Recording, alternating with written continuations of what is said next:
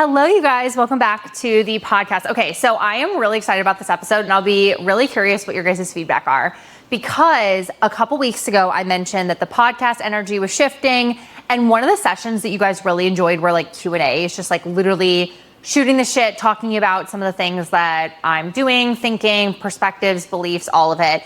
And so in order to kickstart our first Q&A session, first question is, Ashley, have you ever gotten a blowout? Yes, I did today. I hope you think my hair looks fabulous. Just kidding, but I did actually this morning. But we are actually gonna be doing more of like a never have I ever. So Lexi is going to be asking me questions about business, and I don't know any of the questions. So I don't know if she's gonna be asking me like, have I ever lied about income? Have I ever fired a client?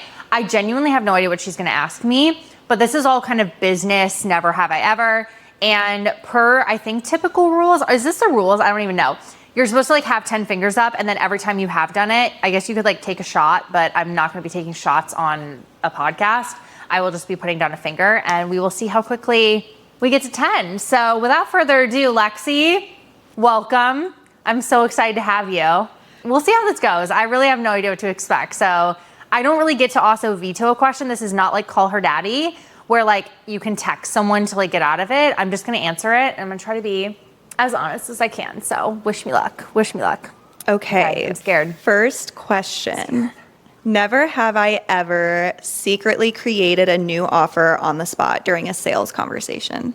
Okay, 1000%. Okay, I have done this probably 20 or 30 times. My belief in business is that like you are the CEO, and so many people like forget you have free will as a CEO. I have built offers on the spot many times. I did this more in the beginning of business when I feel like I was trying to learn what people wanted and my skill set wasn't as developed, but I have done this a ton. So if you were on a sales call and someone's like, hey, I really want to work with you, make something up, like done. Like I do this all the time. I have no shame with this either. Like I'm really proud of this. This is like a proud fact. That was a good one. I fucking have done this. I have done this and I'm freaking proud of it. The end. Done. Okay, never have I ever ghosted a lead. Have I ever ghosted a lead? Okay, a good lead, no. A bad lead, yes. If there is someone who is gonna like dick me around in the DMs, and I'm very well aware of this, has happened actually with someone like a couple weeks ago. They just kind of kept going back and forth and like, yeah, I need to think about this. Like, okay, cool. Like, can I ask some questions or whatever? I was like, hey, like, let's just talk when you're ready. I don't really ghost them fully. I guess maybe it's like a half and half. I kind of try to like close the conversation, or I basically like unclose them, which is a sales term, more than ghost. But I probably have ghosted. So I'm going to say yes, but also I'm very proud of this because you don't waste your time with people who cannot and will not pay. It's not even that they can afford to. Some people are just never going to move forward, and your discernment knowing that is actually a skill set. So I'm also very proud of that one too. So yes, I have. A long way of saying yes, I have. Yes, I have. Okay. We're going to get to 10 really quickly, Lexi. Like, ask me something hard. I'm scared. Never have I ever cried over a client email. Oh yeah, I have. I'm going to tell you guys a fun story because I found this email the other day. So I was going through my emails and I found this from like 2 years ago. In the early parts of Buy the Blazer, I created a offer that was like how to like launch a course and how to like put it on a funnel, because I really learned how to do that very well. And this girl, I was in Mighty Networks at the time. This was the platform we had. The girl was in the program for like, I'm talking like 5 hours. And she sends me this email and she's like, or something, because she bought it, or maybe she bought it and then she's like, I won't be able to touch it for a month. Her second payment didn't go through, or she canceled her payment plan or something. And I actually went in and she had emailed me and she's like, hey, I finally got to looking at this. I am so disappointed. I will not be finishing my payments. You yelled at someone in the chat, which first of all, Lexi and I just had this conversation. I don't yell at people. So I was like, okay, fine. And then she's like, also, the stuff you put in here was just so horrible. You basically told people to throw something together and charge people a lot of money for it. And I was like, what program are you like, I was so jack fucking confused.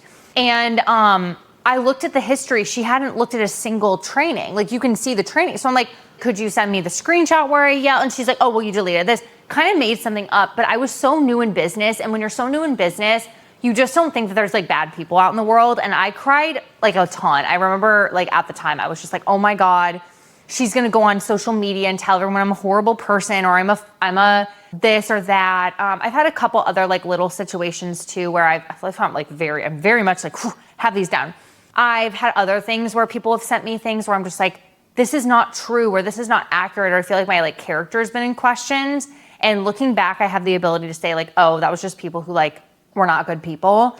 But yeah, I feel like I've probably cried a couple times. I don't think I've cried anytime recently. I feel like my dick's grown a little bit since the early ages of business. But in the beginning, let me tell you, you could make this girl cry at any point. So yeah, I have, sadly. That one I'm not as proud about, but also I've grown, so that's a good thing. Never have I ever muted a client's stories. Yes, I have blocked a client. The first time this year I blocked a client, and I'm also very proud of this because she lies about income. She has not been truthful, and she was also really rude, and she was on Threads all the time. I've actually just deleted my Threads because I'm like, this is just like not pleasant. I don't like being here. And the client, past client, I guess technically, am I like playing this game correctly? I don't know. Past client, I just felt like was so just not a positive human being. And I was really happy that, you know, she had not re-signed. I was really happy that I was no longer working with her. Current client, maybe. Coach, yes. I remember I was like getting very like imposter syndrome with a coach, and I muted her story. So in all, yes. Okay. So I thought some of these were gonna be no's, but maybe I've done all these things. I don't know. Maybe that's the lesson of you just got to do all the things to be successful at business. There's always going to be a yes. I'm waiting for a no, but I guess we'll see. Maybe this one. Never have I ever re-recorded the same Instagram story multiple times to sound more effortlessly casual. No, I don't think so. I want to say no. I feel like maybe a TikTok when I go on a tangent and I realize that I don't know what I'm talking about, not because I was like, oh, it wasn't good enough. I will post it even if it's like, it's like a C+ TikTok. I'll post it. Instagram, same thing. Oh, so I'm gonna say no on that one. I don't think I've ever re-recorded a story. The only time I've ever had to re-record a story is, this is funny. I don't like certain lighting in my house, so a filter always makes you look better. I, for some reason, cannot get filters on my By the Blazer account, so I actually record on my personal, download it, and then upload them. And sometimes when I'm doing it, if I'm in a weird part of my apartment now, and also in my house when I never had any service, it would like not record it, and I'd have to re-record the exact same thing, and it would not sound as good. But I've never done it to sound better. So that's my first no. That's pathetic. That was my no. But no, I just always sound cool, even on the first attempt. So don't need to re-record. That's what we got. Never have I ever hired someone and then regretted it. I want to say yes immediately, but I also want to like approach this. Have I ever hired someone and regretted it? Yes. Looking back, I really do believe I've learned everything from every investment. There's only been like 2 investments where pretty immediately I was like, fuck, this was stupid. There was one particular that I remember from 2 years ago. I hired someone who is very, if I said the name, everyone would know, very, very aggressive online and made a lot of claims, and she pivots a lot as well. But when she pivots, because she has such a big team, the clients kind of are an afterthought. And it was the messiest, confusing thing I've ever seen. Her system was confusing. I didn't know where anything was. They didn't seem to really care. And yeah, the whole process was just really weird. And I was like, this was a waste of like $6,000. So I think I've had other things where I'm like, I didn't like love this as much, or like I didn't get as much out of this, but I've learned something from everything. But that one specifically, I was like, I shouldn't have made that investment. There was no purpose to that investment. Now looking back, I'm like, that didn't get me what I wanted. And it was also not a good investment and would not recommend. But I think that person's amazing. I just think she didn't have control over a lot because she didn't set her team up for success, and therefore her business was not doing well, even though publicly it was doing well. If that makes sense. So yeah, that's what I would say. So yeah, that's half. 5 out of 10, baby. Never have I ever raised my prices and then immediately panicked. Have I ever raised my prices and then immediately panicked? I don't know if immediately panicked would be a good way to describe it, so I'm going to say no. I think I've raised my prices and in a sales conversation been like, oh, this might actually be stretchy for someone, whereas before I never really felt like I was overly expensive. I've never been the most expensive option. I actually hear more, I thought you'd be more expensive than that's a lot of money. So I don't think I've ever immediately panicked. I usually raise my prices also with a lot of intention. I don't just do it because I can. So I would say no. I don't think I've ever raised my prices and like immediately panicked. I'm usually like, this makes a lot of sense. And like people keep telling me I'm kind of cheap. So I should raise them. Yeah. Never have I ever had someone say no to you who you thought was an obvious yes. Yes. Actually, in August, this happened to me. They actually didn't say no. They ghosted me, which is very rare. And I'm not just being like, I'm an amazing salesperson. If I look back, I've probably had, I don't know, let's say 500 clients. I'm just going to throw a number out there because my brain has no idea. If I have 500 clients, I have maybe not predicted if someone was going to move forward or not, like 4 times. Every sales conversation I have, I will tell you, even if they have said no, I knew they were going to say no. Like I am very, very, very good. That is a skill set I have developed over time. I know when someone is going to say yes or someone's going to say no. I've mispredicted that only like 3 or 4 times. The last one was this summer. I kind of had a gut, but I was just like, based on how she reached out and how she knew me and everything, I was like, ooh, she's going to move forward. And she didn't, and that's okay because I don't think her heart was in it. And I think that was the right decision for her not to move forward. But yeah, I think it just like definitely happens. Here's the thing is like, we're dealing with people. So in sales conversations, the better you're able to analyze the person and what they're thinking, what they're feeling, what they're processing, the more awareness you're going to have of the direction they're going. And because I've developed that skill set, I'm very, very good at doing that.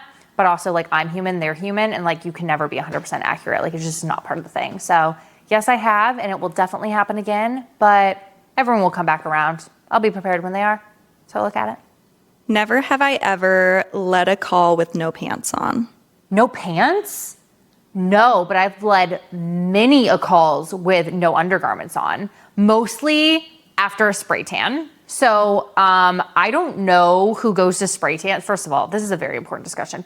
Who goes to spray tans, puts on a bra, like a workout bra, workout bra? A sports bra, a workout bra, sports bra, and underwear tight to the body, and then yoga pants. I see this all the time. People go to spray tan and they shove those tight ass yoga pants back on their body. Does it not rub? Like, I know you just dried in the little boothie booth, but like, what? So anyway, I have led many calls, 20, 30, 50, I don't know, many, where I'll have like a sweatshirt on and like shorts on, but like there's nothing going on underneath because I'm letting my spray tan marinate.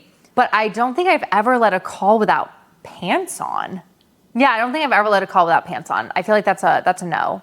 But honestly, I'm gonna have to sit on that one, but I'm just gonna say no on that one because no pants. So what, my ass cheeks are like on the chair? No, that's a no. No. Maybe you have underwear on. I know, but like, I'm sorry, I'm 33. I clearly wear a thong. So like my ass cheeks, whether there's something in between them or not, my bare ass cheeks would be on the chair. Ew, absolute. No, I'm actually gonna say a hard no on that. No, I wear pants on my calls. You're welcome. Now, pajama pants, shorts, skirt, but no, there's something on that booty. Okay? Something on that booty. You're welcome. Family. Never have I ever fired a client. Yes. I have fired a client twice. You'd think I would know this, but I also think like I had one really weird situation where the client, I don't want to say fired me, but was really upset about something that was like really weird. And I consulted like 6 different people and they're like, this is really weird. Yes, I have fired a client, or I've basically told a client no, knowing that they would be upset and that I'd be like, we're done. It doesn't happen very often. And I think as you get better in business, you're really good at determining like who your people are. But I am not like so money desperate that I'm going to keep a client if it doesn't make sense. I would let a client go if I felt like I wasn't the right fit for them. I would let a client go if I thought that they were a bad fit for me. Like, I'm very fine with that. I'm just getting really, really good at knowing who my people are. So it doesn't happen very often. And I don't think it's going to happen much in the future. But that's one of these other things that like, if you are good at what you do and you really, really, really keep going and get a big client list, whatever, it will happen to you at some point or other. So yes, I have. Yes, I have. Never have I ever lied about income. No, I don't think I've ever lied about income, but I actually was thinking about this because one of the questions I was like, oh, I hope that Lexi asked me is like lying about income. I want to say something very, very important to every single one of you. Context is very important. And I think that unfortunately social media does not give a lot of context, and therefore things can sound shinier than they are. And I'm going to give you an example. I had a client that posted about making $80,000 a month.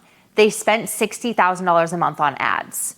So like, you aren't making $80,000 a month. So like stuff like that, I think is very, very difficult. Me specifically, I'm very lucky. I have a very lean business. So that wouldn't be like something in my world, but context is very important. Same thing of like, I saw this coach the other day and she's like, I made 120K of leads. What do you mean you made 120? Like, what is that? That's like weird language. Like, I think that language and context makes it very difficult.